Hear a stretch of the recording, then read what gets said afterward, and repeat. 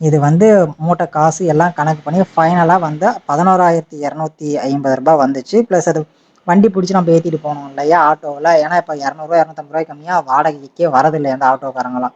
அதுக்கு 250 ரூபா கொடுக்கும்போது 11,500 செலவாயிடுச்சு உரத்தை எடுத்துகிட்டு போய் வயலில் வச்சு முடிக்கிறதுக்கு. அடுத்ததான் மூணாவதாக இது புழு மருந்து அடித்தோம். மூணாவது புழு மருந்து அடிச்சுட்டு தான் நம்ம குரணை போட்டோம். மூணாவது புழு மருந்துன்னு பார்க்குறப்ப ஹேமர் அடித்தோம். 1.5 லிட்டர் நம்ம வாங்கி அடித்தோம்.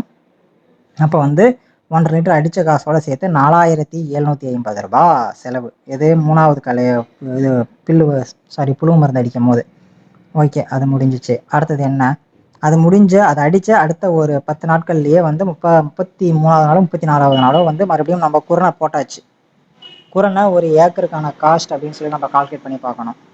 ஒரு ஏக்கருக்கு குரணான்னு பார்க்குறப்ப 6 கிலோ வந்து ஒரு ஏக்கருக்கு போடணும். அப்படிங்கிறப்ப நான் 4 பாக்கெட்டு குரணை 4 கிலோ பாக்கெட்டு வாங்கிட்டு போனேன். அது வந்து 2000